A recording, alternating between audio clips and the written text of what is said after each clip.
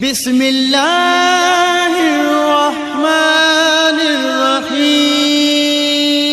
بسم اللہ الرحمن الرحیم۔ السلام علیکم ورحمۃ اللہ وبرکاتہ۔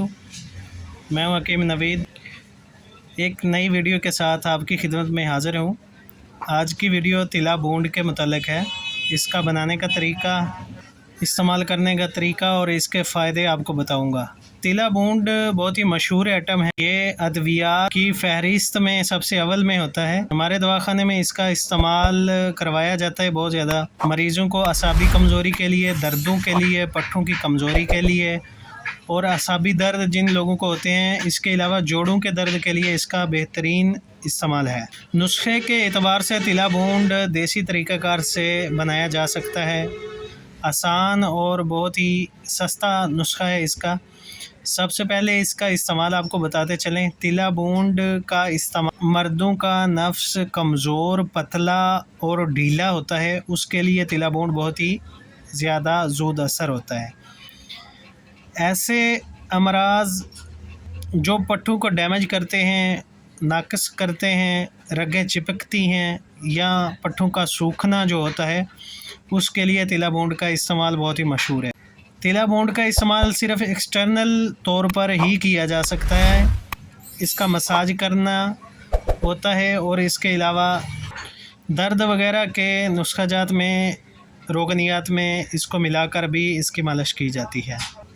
اجزائے ترکیبی کے لحاظ سے اکرکرا، بونڈ، کالے ریگ ماہی، روغن سانڈا، روغن بیربوٹی اور روغن دارچینی اس کا مرکب ہے۔ اس کے علاوہ یہ کن امراض میں استعمال کیا جاتا ہے: جھلک، ذکاوت حس، صورت انزال، جریان کثرت جماع کے باعث عضو خاص کی کمزوری یا بڑھتی ہوئی حس کو اعتدال پر لاتا ہے، رگوں پٹھوں کو تقویت دیتا ہے، اس کے علاوہ مردہ رگیں تازہ کرتا ہے، اس کے علاوہ نفس کی لمبائی اور چوڑائی، موٹائی کے لیے اس کا استعمال بہت عام ہے۔ نفس ڈھیلا ہو چکا ہو، پتلا ہو چکا ہو، پچھلی طرف ٹھک چکا ہو، اس طرح کے تمام امراض کے لیے تلا بونڈ بہت ہی کارآمد ہے۔ ایسے شوقین حضرات جن کو کمزوری کی شکایت ہوتی ہے، ان کو تلا بونڈ لازمی استعمال کرنا چاہیے۔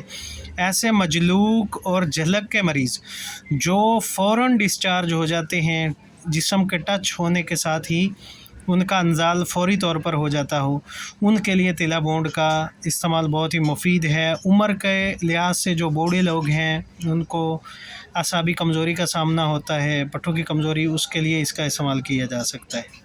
ترکیب استعمال: رات کو سوتے وقت عضو کے منہ یعنی سپاری اور نچلا حصہ یعنی 7 چھوڑ کر باقی حصے پر مالش کیا کریں۔ انشاءاللہ اس کا بہت ہی زیادہ فائدہ ہوتا ہے۔ استعمال کریں، دوستوں کو بتائیں۔